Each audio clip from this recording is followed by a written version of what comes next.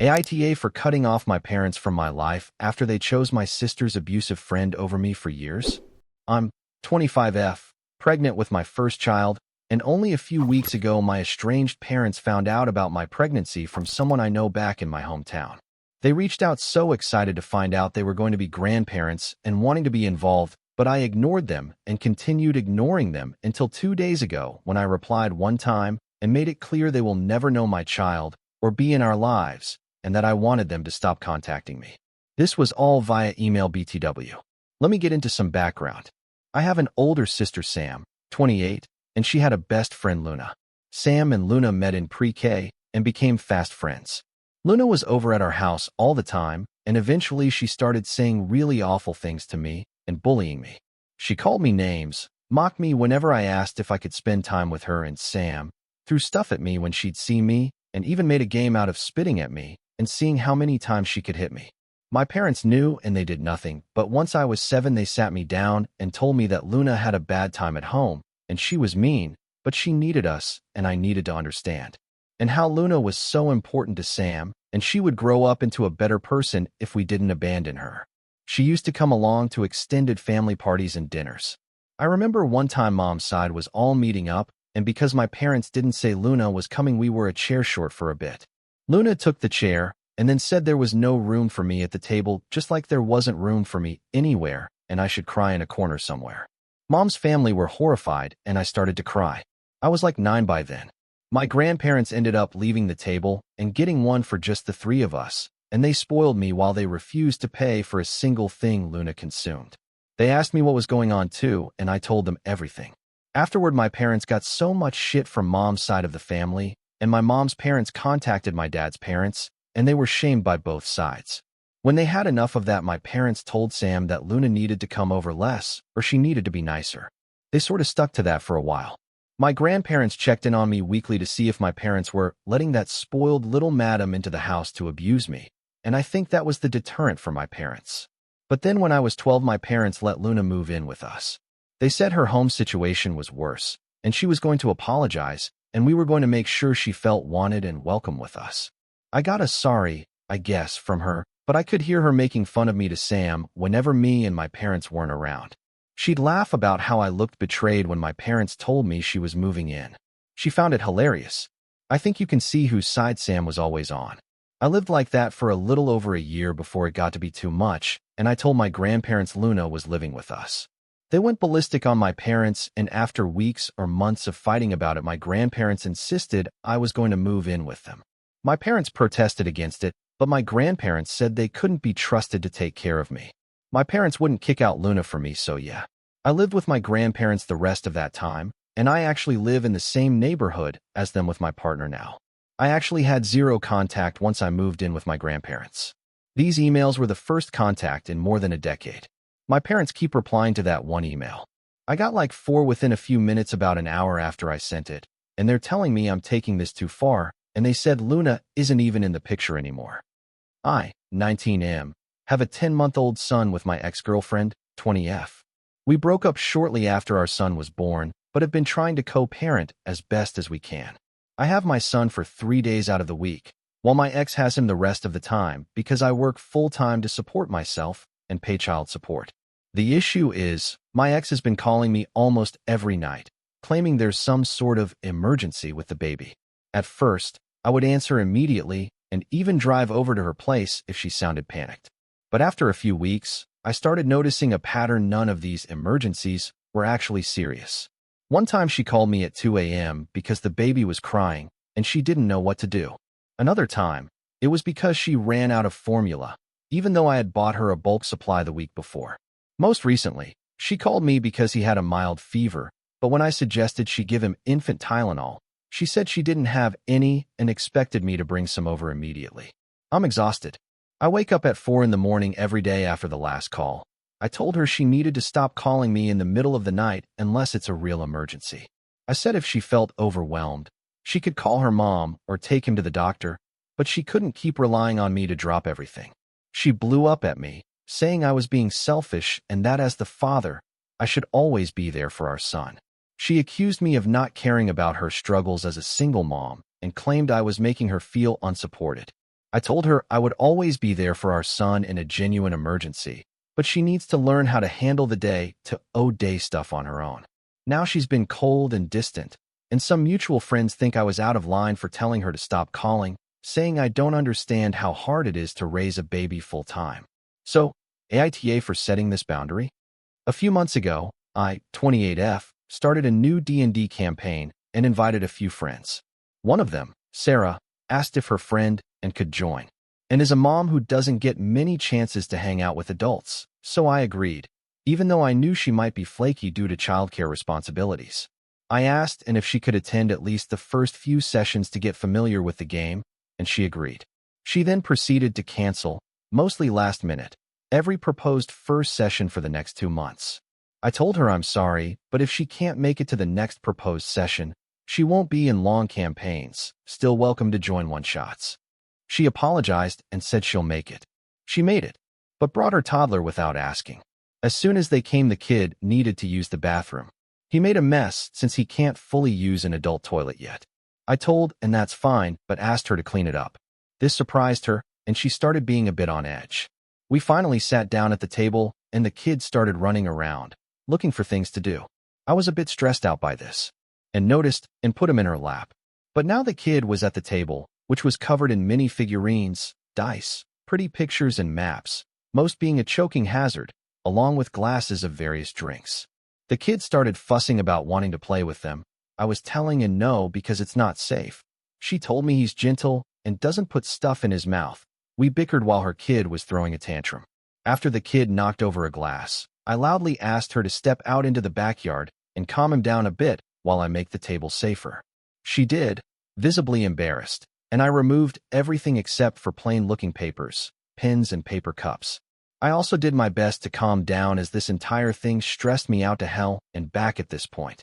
They came back, and things were fine for a minute.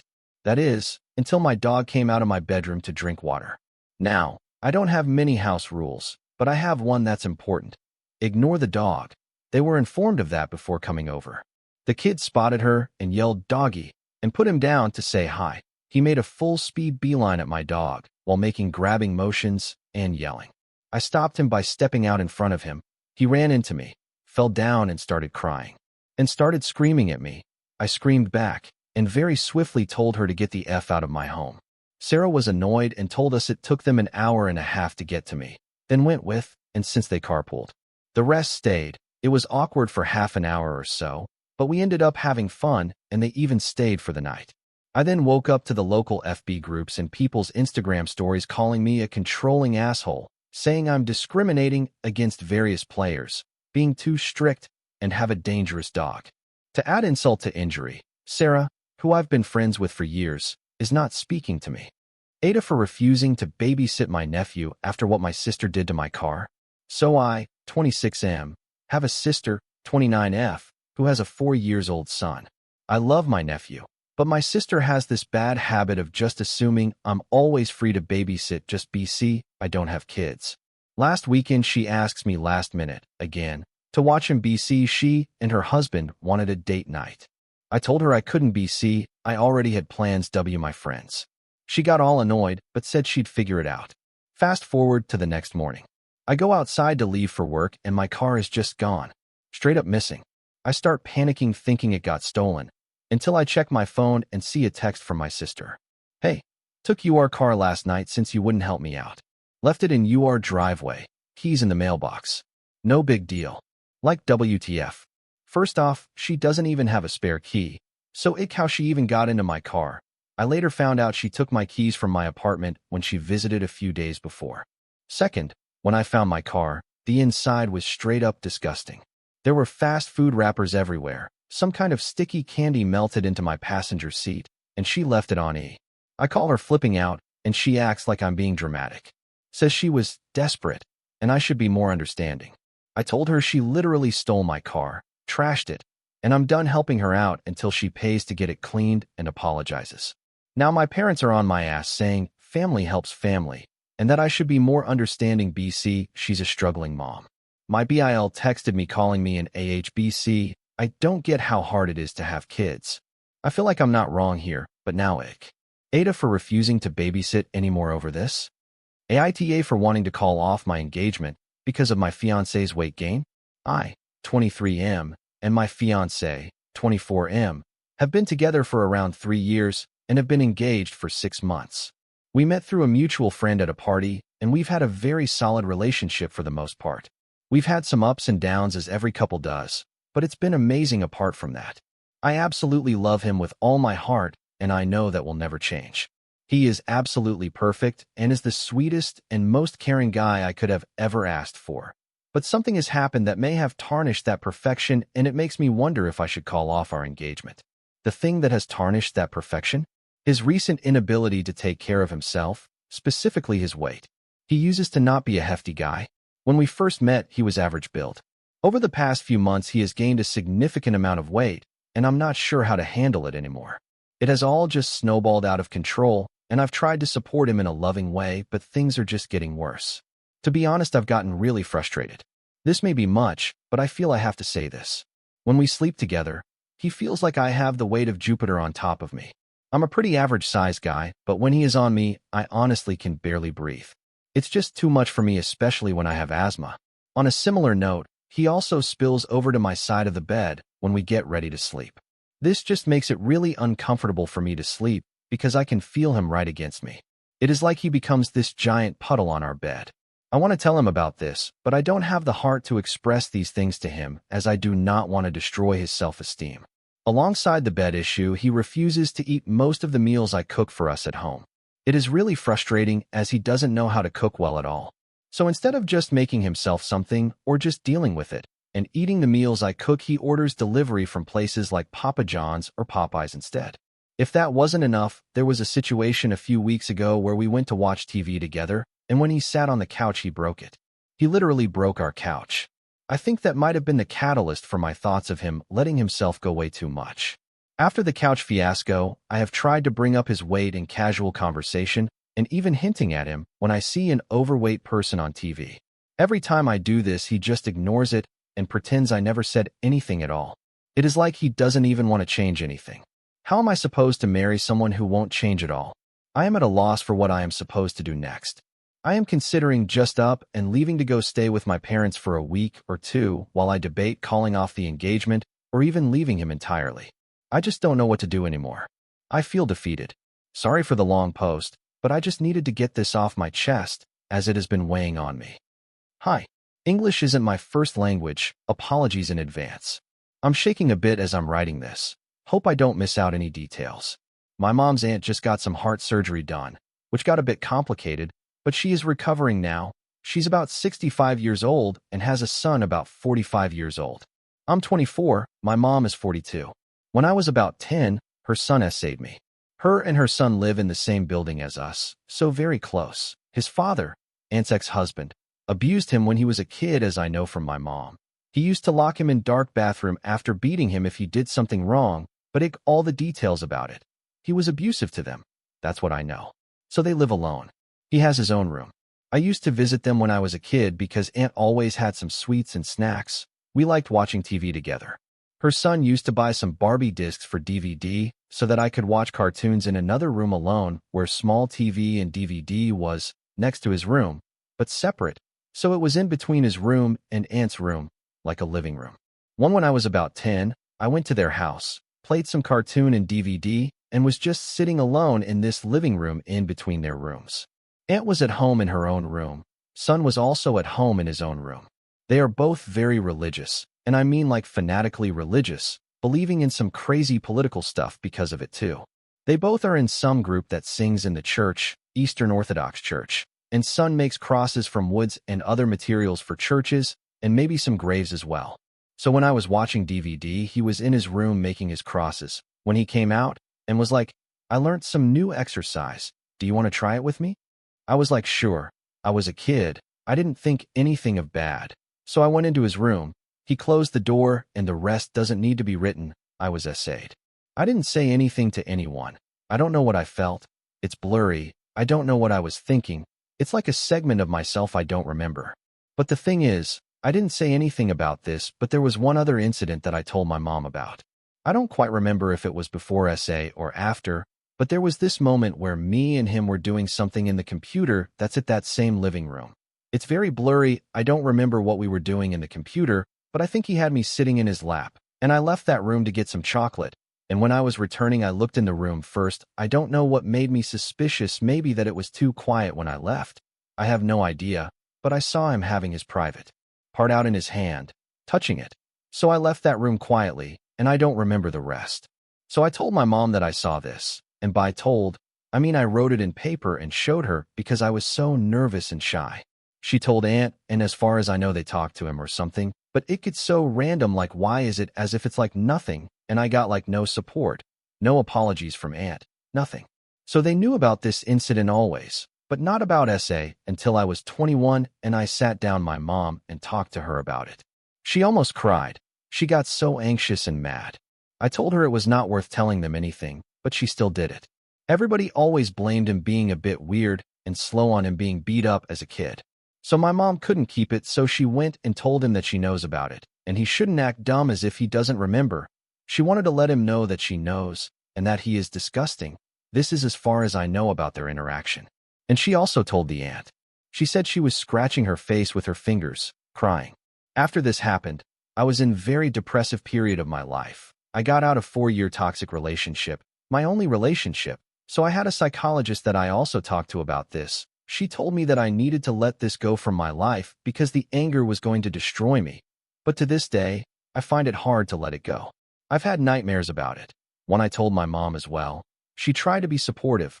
Once she asked me what I wanted to do, because if I wanted to get revenge, do something to him, she would help me, but she was worried about the aunt if something were to happen to his son, like everybody in the neighborhood finding out about this and everything bad it could cause. So I told her we shouldn't do anything to him because of the aunt. For the last 2 years on my birthdays, Aunt was real weird. Last year she called and was like, "Happy birthday. Sorry I can't gift you $50 like I do every year, because your mom has many debts of mine. She has money. $50 is nothing to her, and I didn't even care if she didn't mention it. She just wanted to say how my mom has her debt, like taking it out on me, which made me feel horrible on my birthday. And this year, she didn't even wish me happy birthday, which never happened in my 24 years of living. And because her crazy political and religious views and crazy posts on Facebook, I just avoid her every way possible. I do not like her, and I don't want to communicate with her. My mom knows this very well. Right now, I am in a very healthy relationship with a very gentle and understanding man, which made me think about a lot of stuff in my life, about how revenge shouldn't be in my mind, for example. And today me and my mom were on a balcony talking, and she just asked me why I didn't ask anything about Aunt's surgery or why I didn't call her to ask how she was. I was a bit shocked because she knows I don't want to communicate with her. It's enough that my mom is mentioning her surgery at home all the time. I already know it was done. She is all right and all that.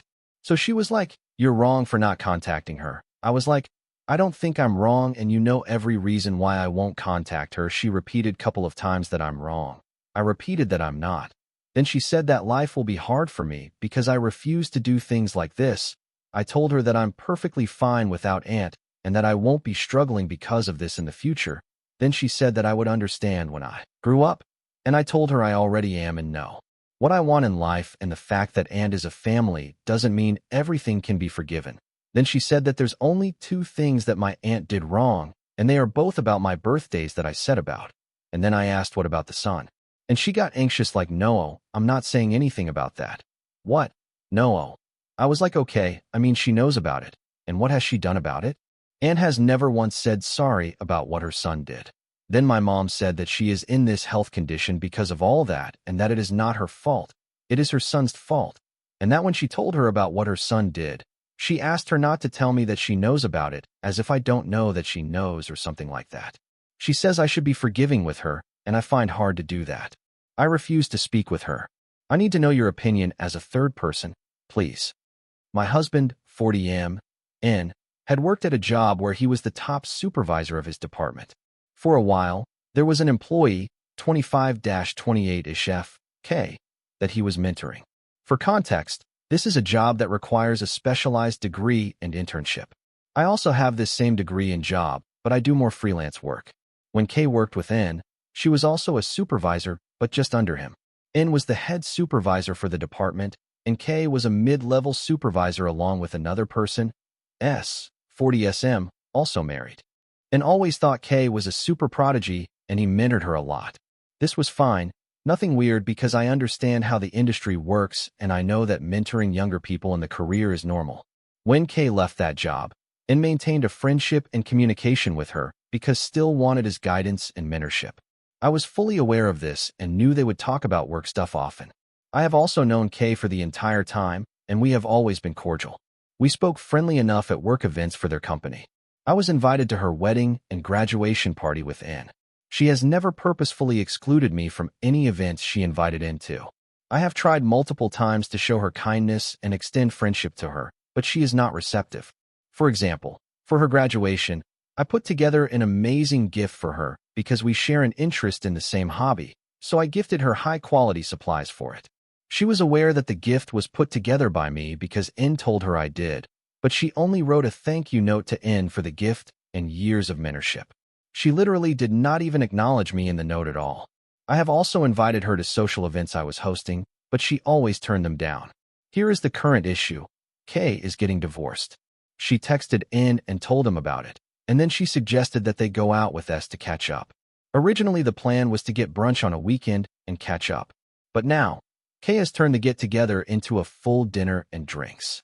When K shared these plans with N and S, her exact text, I saw it on N's phone, was, "So which one of you guys is going to buy my drinks?" I know it could be an innocent text between friends, but it struck me as flirty and inappropriate. Also, this woman is also gorgeous and very intelligent. Reminds me of Izzy from Grey's Anatomy.